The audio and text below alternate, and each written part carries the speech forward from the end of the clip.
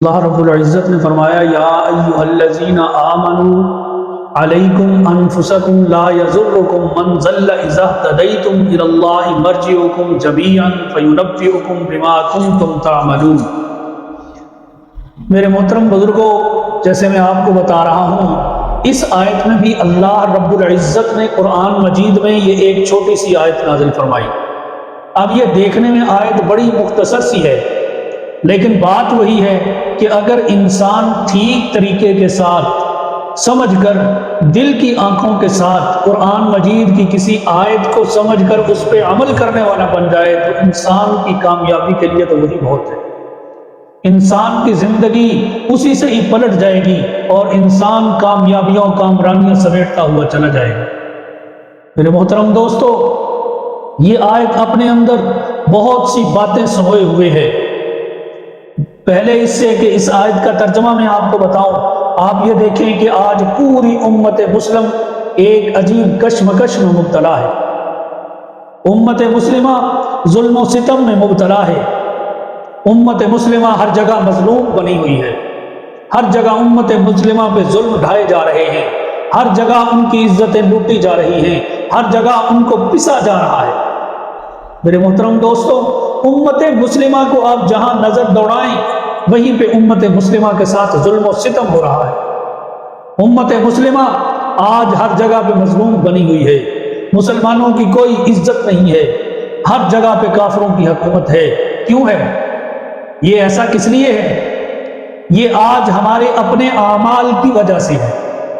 ہمارے اعمال ہی اتنے خراب ہو گئے، ہم نے اپنے آپ کو اتنا خراب کر لیا، ہم دوسروں کی تہذیب میں بہتے ہوئے چلے گئے۔ ہم نے اپنی تہذیب چھوڑ دی، دوسروں کی تہذیب کے پیچھے لگ گئے۔ کہتے ہیں کوا چلا ہنس کی چال اپنی بھی بھول گیا، تو ہم جب ان کے نقش قدم پہ چلنے لگے تو ہمیں اپنا راستہ بھی بھول گئے۔ آج امت مسلمہ ہر جگہ خوار کیوں ہے، ہر جگہ ذلیل کیوں ہے؟ اس وجہ سے کہ ہم نے اپنی تہذیب کو بھلا دیا، اسلامی تہذیب کو بھلا دیا۔ ہم نے ہر جگہ اللہ کی بندگی کرنا چھوڑ دی، اللہ کے محبوب صلی اللہ علیہ وسلم کی سنتوں پہ عمل کرنا چھوڑ دیا۔ آپ صلی اللہ علیہ وسلم نے جو طریقے بتلائے ہیں ہم نے وہ چھوڑ دیے اور غیروں کے طریقوں پہ لگ گئے۔ جب ہم نے اللہ کی بندگی کرنا چھوڑ دی، اللہ کے محبوب صلی اللہ علیہ وسلم کی سنتوں پہ عمل کرنا چھوڑ دیا، تو نتیجے میں ہمیں آفتیں ملی، ہمیں بلائیں ملی، ہمیں در در کی ٹھوکریں کھانا پڑی، ہم ہر جگہ پستے رہ گئے، ہماری عزتیں لٹ گئیں، ہم تباہ و برباد ہو گئے۔ میرے محترم دوستو، یہی تو ہے اللہ رب العزت فرماتی ہیں ما اصابکم من مصیبت فبما کسبت ایدیکم ویعفو عن کثیر، کہ یہ جو کچھ بھی تم کرتے ہو یہ تمہارے ہاتھوں کی کمائی ہے۔ جو کچھ بھی تمہارے ساتھ ہوتا ہے یا جو کچھ بھی تم کر رہے ہو یہ سب تمہارے ہاتھوں کی کمائی ہے۔ جو آفتیں بلائیں، جو مصیبتیں تمہارے اوپر پڑ رہی ہیں یہ سب تمہارے ہاتھوں کی کمائی ہے۔ بہت سے ایسے گناہ ہیں ابھی جن کو اللہ رب العزت معاف فرما دیتے ہیں، درگزر کر دیتی ہیں اللہ رب العزت۔ میرے محترم دوستو، ہمارے ایسے بد اعمال ہوتے ہیں کہ جن کی سزا اللہ رب العزت ہمیں آفتوں کی شکل میں، مصیبتوں کی شکل میں دیتے ہیں۔ ہم اللہ رب العزت کے احکام کو اپنے پاؤں تلے رونتے چلے جاتے ہیں۔ آج آپ دیکھیں قرآنی احکام بیان کریں، آپ کو بڑے بڑے لوگ مل جائیں گے جو کہیں گے یہ ایسے نہیں ایسے ہی۔ آپ یہی کہتے ہیں ذرا معاشرے میں کہ چور کا ہاتھ کاٹتے ہیں تو اس کے اوپر آپ کو دلیلیں دینے والے بہت ملیں گے، وہ جی اس وقت ایسے تھا، اس وقت ایسے تھا۔ ایسا نہیں ہے، کامیابی اللہ اور اس کے رسول صلی اللہ علیہ وسلم کے بتلائے ہوئے طریقوں میں ہے۔ اگر ہم وہ طریقے چھوڑ دیں گے، غیروں کے طریقے اختیار کریں گے تو رسوائی ہمارا مقدر بن جائے گی۔ جگہ جگہ پہ ہم رسوا ہوں گے، جگہ جگہ پہ ہم ذلیل ہوں گے۔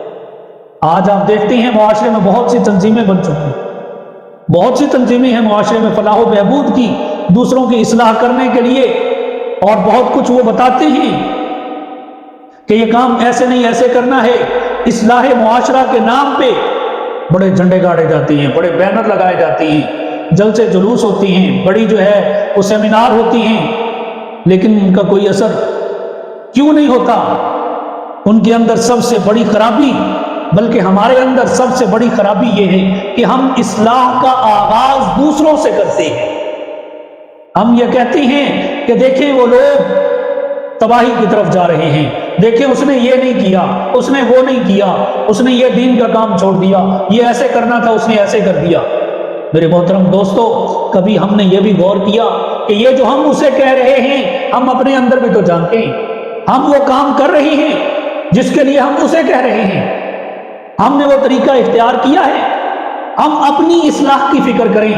اللہ رب العزت نے اس آیت میں یہی فرمایا جو میں نے ابھی آپ کے سامنے پڑھی ہے، یا ایھا الذین آمنوا علیکم انفسکم لا یضرکم من ضل اذا اہتدیتم، کہ اے ایمان والو اپنے نفس کی فکر کرو، اپنے اوپر توجہ دو، اپنے اوپر دھیان دو۔ جب تم اپنے آپ کو بنا لو گے، اپنے آپ کو سنوار لو گے، اپنے آپ کو سیدھے راستے پہ لے آؤ گے، تو پھر تمہیں کوئی چیز گمراہ نہیں کر سکے گی، کیونکہ سب نے لوٹ کر تو اللہ کی طرف جانا ہے، اور پھر اللہ رب العزت وہاں پہ تمہیں بتلائیں گے تم نے جو عمل کیے۔ تو جب تک ہم اپنی اصلاح نہیں کریں گے، ہم دوسرے کی طرف انگلی اٹھاتے ہیں، اس کے اوپر اعتراض کرتے ہیں کہ اس نے ایسا کیا ہے، لیکن وہی جس کام کے اوپر ہم جس کام کے اوپر انگلی اٹھا رہے ہیں، وہی برائی، وہی غلط کام ہمارے اپنے اندر پایا جا رہا ہو۔ جب تک ہم اپنے اندر کی صفائی نہیں کریں گے، اس وقت تک ہماری بات آگے بھی اثر نہیں کرے گی۔ امام ابو حنیفہ رحمۃ اللہ علیہ کے متعلق لوگوں نے یہ کہنا شروع کر دیا، یہ وہ شخص ہے کہ جو عشاء کے وضو سے فجر کی نماز پڑھتا ہے۔ تو امام صاحب رحمۃ اللہ علیہ نے لوگوں کے اس بات کو سچ کرنے کے لیے اپنے آپ کو وہ غیرت دلائی کہ 40 سال تک عشاء کے وضو سے فجر کی نماز ادا کی۔ میرے محترم دوستو، سب سے پہلے اپنی اصلاح ہے۔ سب سے پہلے جو عیوب ہم دوسروں کے اندر تلاش کرتے ہیں وہ اپنے اندر تلاش کریں، وہ عیوب اپنے اندر سے ختم کریں۔ ہم تو اپنے نفس سے غافل ہیں، جب تک ہم اس کو اپنے اندر سے ختم نہیں کریں گے، دوسروں کے اوپر انگلی اٹھانا چھوڑیں گے نہیں، اس وقت تک اصلاح نہیں ہوگی۔ دوسروں کے اوپر انگلی اٹھانا چھوڑیں، اپنی اصلاح کریں۔ حدیث میں ہے، من قال هلك الناس فهو اهلكهم، کہ جو شخص دوسروں کو کہتا ہے، لوگوں کو، کہ وہ ہلاک ہو گئے، وہ تباہ و برباد ہو گئے، ان کے اعمال خراب ہو گئے، بس وہی ہلاک ہوا ہے، وہی برباد ہوا ہے، وہ خود اپنے اعمال کی وجہ سے ہلاک ہو گیا۔ میرے محترم دوستوں، سب سے پہلے اپنے آپ کو دیکھنا ہے۔ حضرت ذوالنون مصری رحمۃ اللہ علیہ کا واقعہ آتا ہے کہ ان کے زمانے میں ایک دفعہ قحط پڑ گیا، لوگوں کے لیے زندگی گزارنی مشکل ہو گئی، انسان کیا جانور بھی پیاس سے بھوک سے مرنے لگ گئے۔ لوگ اکٹھے ہوئے، حضرت ذوالنون مصری رحمۃ اللہ علیہ کے پاس آئے کہ آپ اللہ کے بزرگ ہیں، آپ اللہ رب العزت سے دعا کریں تاکہ اللہ رب العزت ہم سے یہ مصیبت دور کر دے۔ آپ نے فرمایا کیوں نہیں، میں ضرور اللہ رب العزت سے دعا کروں گا، آپ میرے پاس آئے ہو۔ لیکن بات یہ ہے کہ اللہ رب العزت نے جو قرآن میں فرمایا، کیا یہ ہمارے اعمال کا نتیجہ نہیں ہے؟ کیا ہمارے اعمال کی وجہ سے یہ نہیں ایسا ہو رہا؟ ہمیں اپنے اندر جاننا چاہیے کہ ہم اپنے اعمال کو درست کر رہے ہیں یا نہیں کر رہے ہیں۔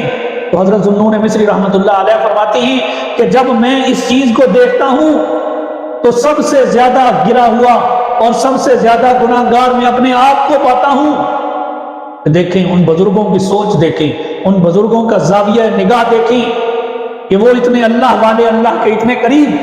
یہ ان کی کسر نفسی کہہ رہے ہیں، کہ کسر نفسی کہہ سکتے ہیں یا کہ حقیقت کہہ سکتے ہیں۔ میرے محترم دوستو، حقیقت کے اندر وہ یہ فرما رہے ہیں کہ جب میں لوگوں کو دیکھتا ہوں اور قرآن مجید کی اس آیت سے موازنہ کرتا ہوں تو میں اپنے آپ کو سب سے زیادہ حقیر اعمال والا پاتا ہوں۔ تو کیوں نہ ہو کہ میں جو اتنے برے اعمال لے کے بیٹھا ہوں تو میں ہی اس بستی سے نکل جاؤں۔ جب میں اس بستی سے نکل جاؤں گا تو اللہ رب العزت اس پہ اپنے رحم و کرم کی بارش کر دیں گے اور یہ قحط سالی ختم ہو جائے گی۔ یہ وہ لوگ تھے جو اللہ والے تھے، کہ اپنے آپ کو کہتے تھے کہ ہم زیادہ گناہگار ہیں، جبکہ وہ اللہ کے بڑے مقرب بندے تھے۔ جب ہم اپنے آپ کو موازنہ کریں گے، اپنے آپ کو اندر سے تولیں گے، تو ہمیں پتہ چلے گا کہ کون کامیاب ہے، کون ناکام ہے۔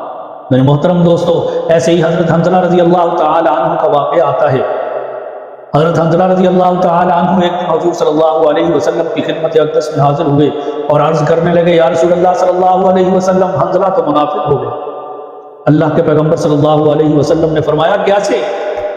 عرض کی، یا رسول اللہ صلی اللہ علیہ وسلم، جب آپ کی محفل میں حاضر ہوتے ہیں ہمیں آخرت کا بڑا خوف ہوتا ہے، اللہ سے بڑا ڈر لگتا ہے، آپ کی سنتوں کے مطابق عمل کرنے کو بڑا دل کرتا ہے، ہمارا جی متلاتا ہے، ہمارا جی اس چیز کے لیے ہمیں جو ہے وہ سرگرم کرتا ہے کہ دین کے کاموں میں بڑھ چڑھ کر حصہ لو، آخرت کی فکر کرو، اللہ کے حکم کو مانو۔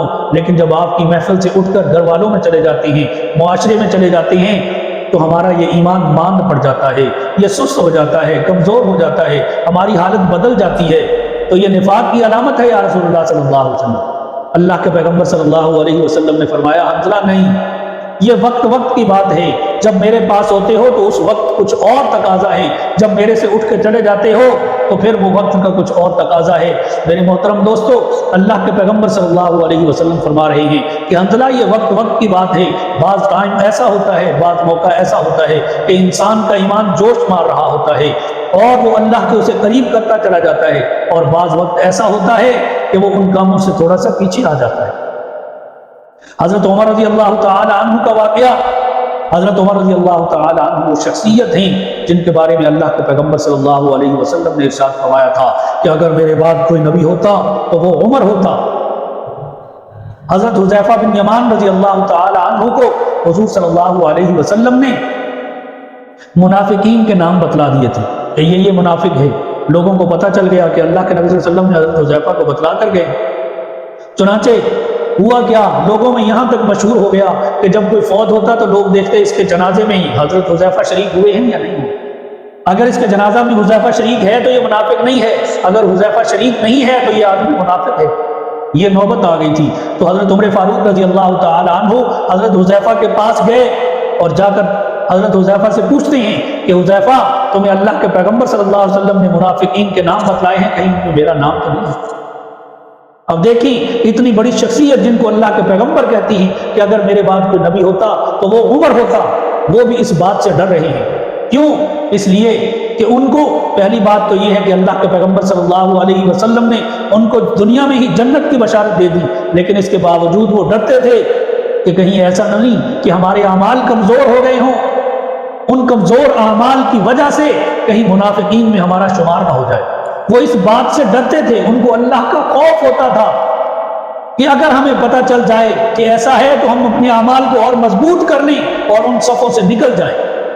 تو میرے محترم دوستو، اصلاح کا سب سے بہتر طریقہ یہ ہے کہ سب سے پہلے اپنے نفس کو کھنگالا جائے، اپنے من کو کھنگالا جائے، اپنے آپ کو دیکھا جائے کہ ہم کیا کر رہے ہیں، ہمارے اعمال کیا ہیں۔ تو ان کا سب سے بہترین طریقہ یہ ہے ہم اپنے عقائد کو جانچیں، اپنی عبادات کو جانچیں، اپنے معاملات کو جانچیں، اپنی معاشرت کو جانچیں اور اپنے اخلاق و اطوار کو جانچیں۔ جب ہماری یہ پانچوں چیزیں درست ہو جائیں گی تو ہم بھی درست ہو جائیں گے، جب ہم درست ہوں گے تو معاشرہ بھی درست ہو جائے گا۔